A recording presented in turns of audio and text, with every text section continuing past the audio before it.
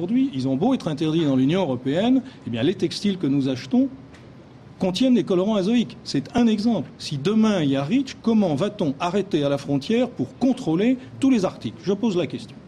Mais est-ce qu'il faut... Non mais écoutez, ça c'est une question qui a posé. Mais est-ce que c'est une raison valable pour refuser REACH? Non mais est-ce qu'effectivement on aura les moyens de contrôler et d'arrêter ces produits? C'est la question que posait Monsieur Boudon. Mais pour l'instant, non. Mais ce qu'on essaye de mettre en place, c'est de voir comment on peut s'organiser avec les industriels qui sont de l'autre côté des barrières de l'Union européenne pour justement faire ce filtre, pour faire ce passage.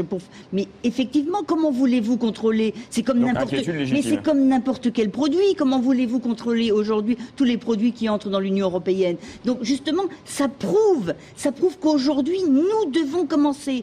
L'Union européenne, si les États-Unis ne suivent pas, c'est tant pis pour eux, mais de toute façon, certains États au sein des États-Unis sont d'accord et mettent déjà en place, comme nous, une sorte de réglementation REACH. Donc effectivement, c'est à nous de commencer parce qu'il y a urgence.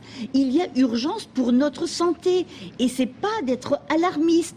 Aujourd'hui, quand on est 4 femmes ensemble, il suffit de compter 1, 2, 3 et la troisième, elle est sûre de faire un cancer du sein. Donc, si vous ne trouvez pas que ça, c'est suffisamment inquiétant pour réagir, moi, je préfère vraiment combattre pour une santé parce que nous avons la responsabilité, en tant que politique, d'assumer et d'offrir à nos concitoyens une santé publique. Et donc, aujourd'hui, nous essayons de convaincre l'industrie que le combat qu'elle mène, sur certains points, c'est un combat d'arrière-garde parce que la santé publique, c'est plus important aujourd'hui, et je le dis, que les emplois.